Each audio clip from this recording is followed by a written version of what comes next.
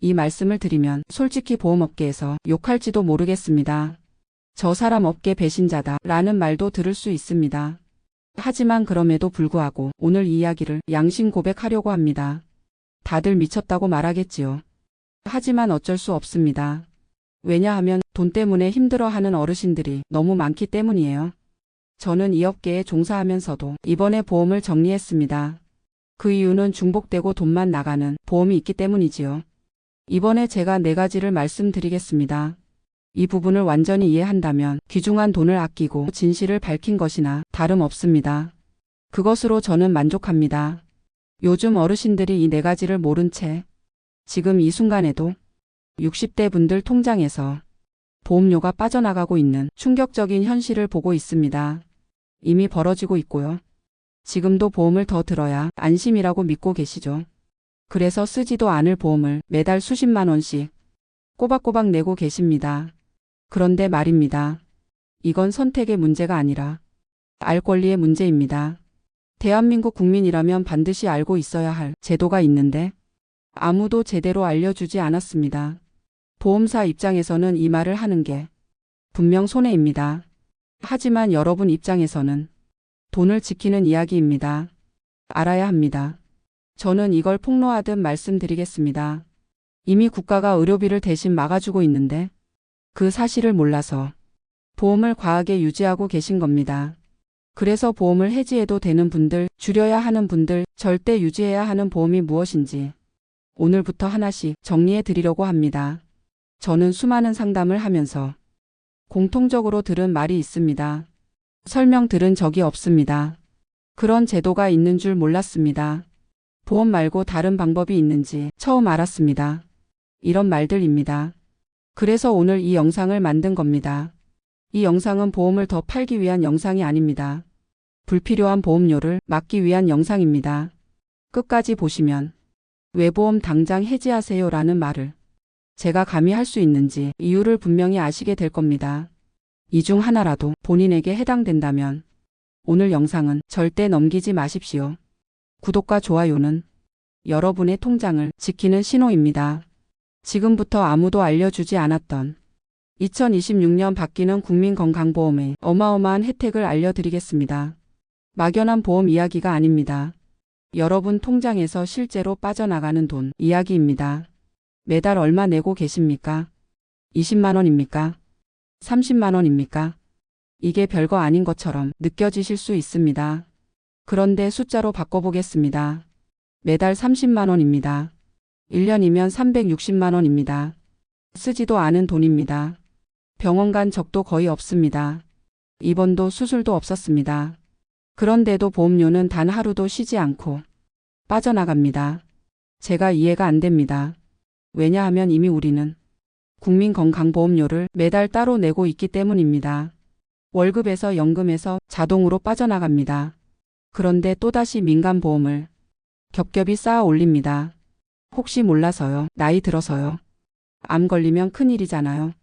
이 말 제가 상담실에서 수천 번 들었습니다. 그런데 정작 그 보험을 어디에 쓰는지 정확히 아시는 분은 거의 없습니다. 보장 내용도 헷갈립니다. 급여인지 비급여인지 구분도 어렵습니다.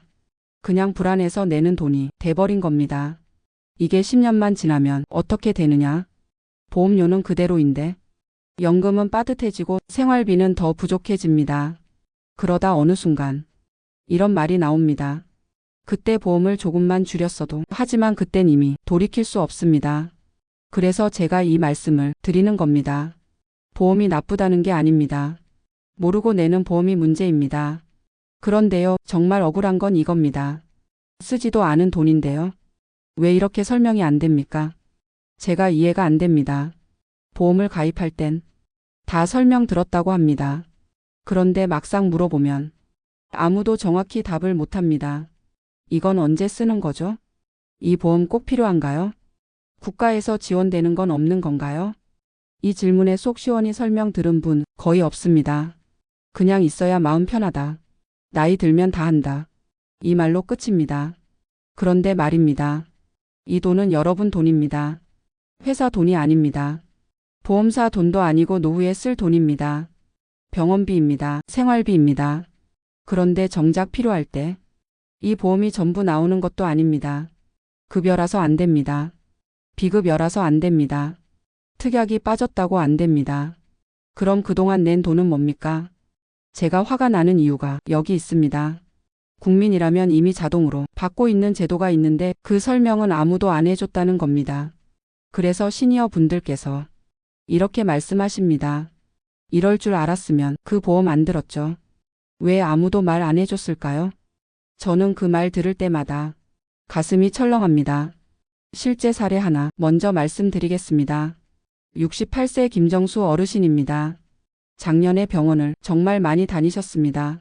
입원도 있었고 검사도 많았습니다. 병원비 영수증을 쌓아놓고 보니 1년 동안 나온 금액이 1천만 원이 넘었습니다. 어르신 말씀입니다. 이제 큰일 났다. 노후 자금 다 나가겠구나. 그런데 여기서 많은 분들이 모르는 제도가 하나 있습니다. 본인 부담금 상한제입니다.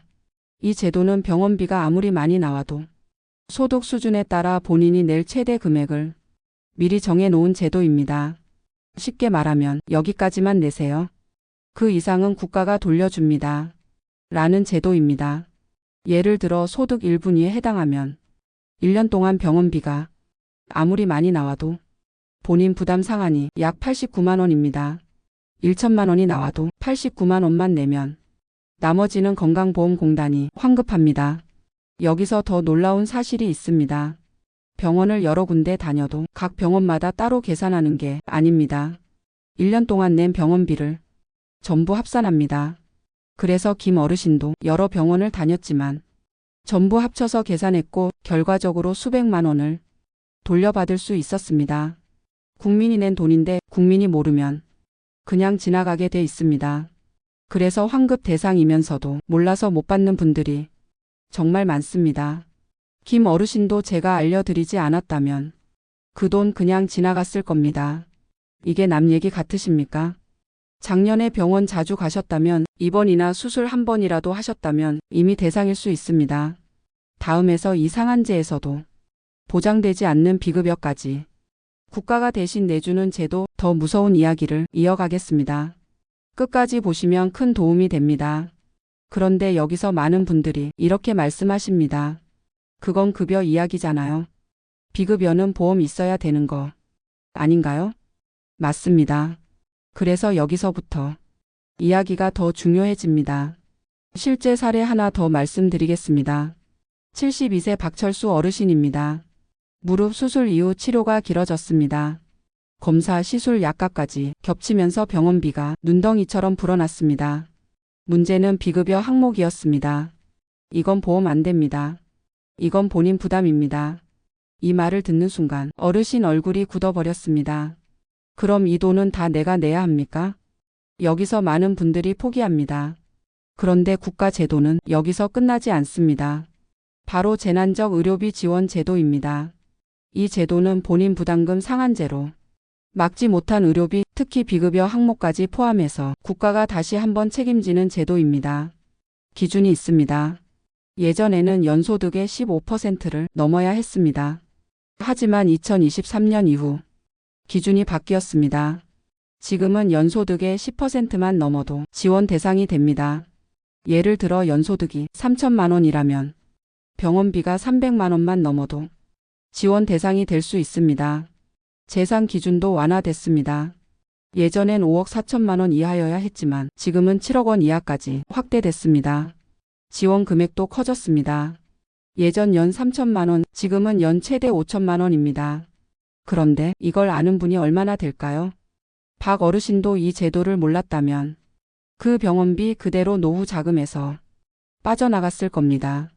이 제도 역시 신청하지 않으면 받을 수 없습니다. 더 중요한 건 기한입니다. 최종 진료일 다음 날부터 180일 이내에 신청하지 않으면 영원히 끝입니다. 그래서 제가 겁을 드리는 겁니다. 이 제도를 몰라서 보험으로만 버티려 했던 분들, 정작 국가 지원은 한 푼도 못 받은 채 지나간 경우 정말 많습니다. 그럼 암내심장처럼 가장 무서운 질병에 대해 국가가 어디까지 책임지는지 정확히 보여드리겠습니다. 여기서 멈추시면 가장 중요한 부분을 놓치게 됩니다. 여기서부터는 정말 무서운 이야기입니다. 많은 분들이 보험을 유지하는 가장 큰 이유 바로 이겁니다. 암 걸리면 어떡하죠? 뇌 심장 질환은 보험 없으면 끝 아니에요? 그래서 수십 년 동안 보험을 붙잡고 계십니다. 그런데요. 이 사실을 아는 순간 생각이 완전히 뒤집힙니다. 국가는 이 질병들을 이미 중증 질환으로 분류해 놓았습니다.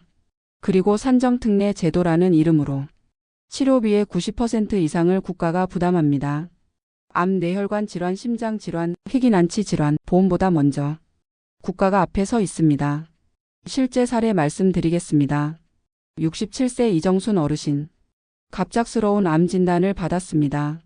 가장 먼저 떠오른 생각은 이거였습니다. 보험이 안 나오면 나는 끝이다.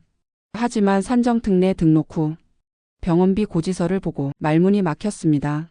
본인 부담이 10%도 되지 않았기 때문입니다.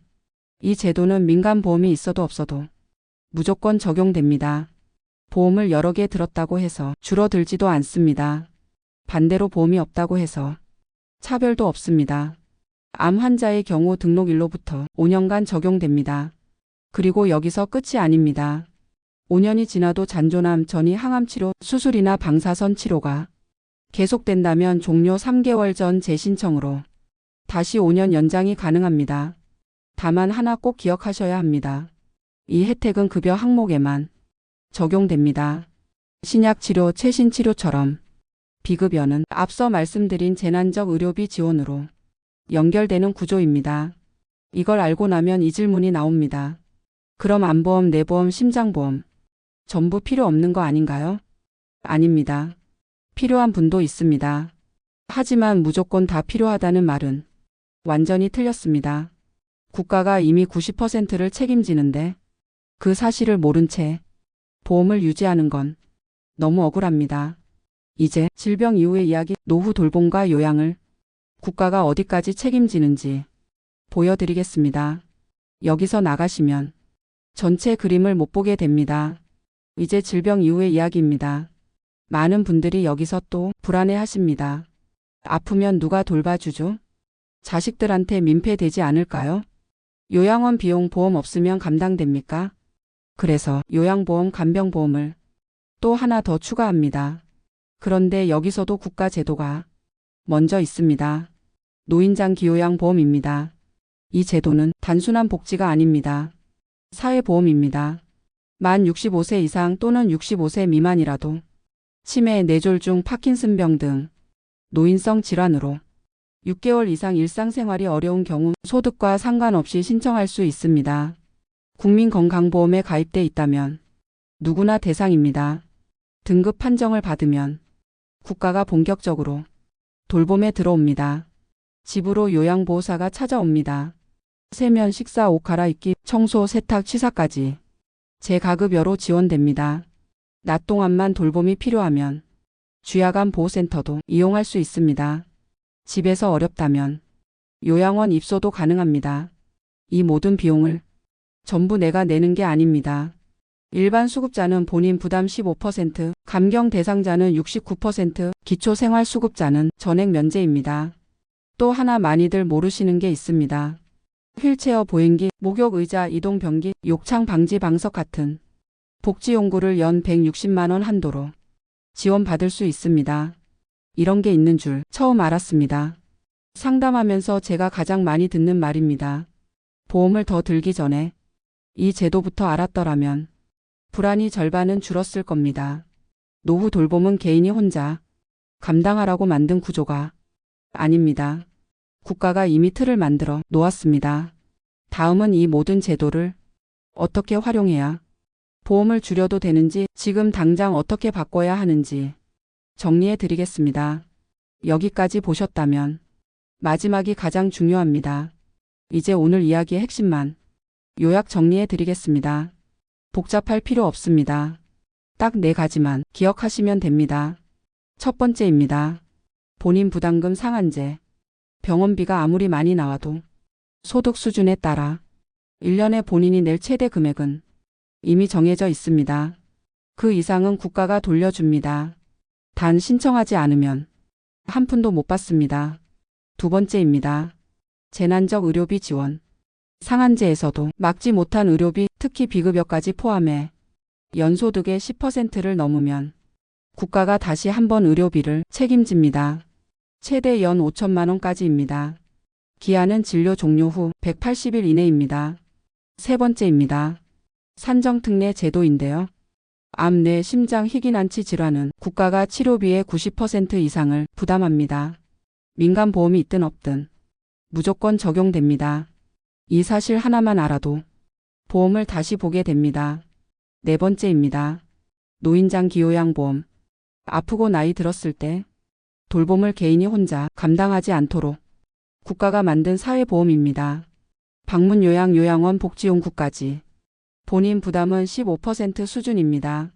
이 네 가지가 합쳐지면 하나의 결론이 나옵니다. 보험을 무작정 더 들 필요는 없습니다. 문제는 보험이 아니라 정보였습니다. 몰라서 불안했고, 불안해서 돈을 냈고, 그 돈이 조용히 빠져나갔습니다. 이제는 다릅니다. 알게 되셨습니다. 이제부터는 보험을 줄일 수 있고, 정리할 수 있고, 필요한 것만 남길 수 있습니다. 이 영상 하나로 당장 해지하라는 말이 아닙니다. 이제는 알고 선택하자는 말입니다. 오늘 영상이 조금이라도 도움이 되셨다면 구독과 좋아요는 여러분의 노후를 지키는 행동입니다. 궁금한 보험, 정리해야 할 보험, 헷갈리는 제도는 댓글로 남겨주십시오. 되면 받고 안 되면 이유라도 압니다. 그게 가장 똑똑한 보험 관리입니다. 지금까지 이정환이었습니다. 여러분들의 노후를 응원합니다. 감사합니다.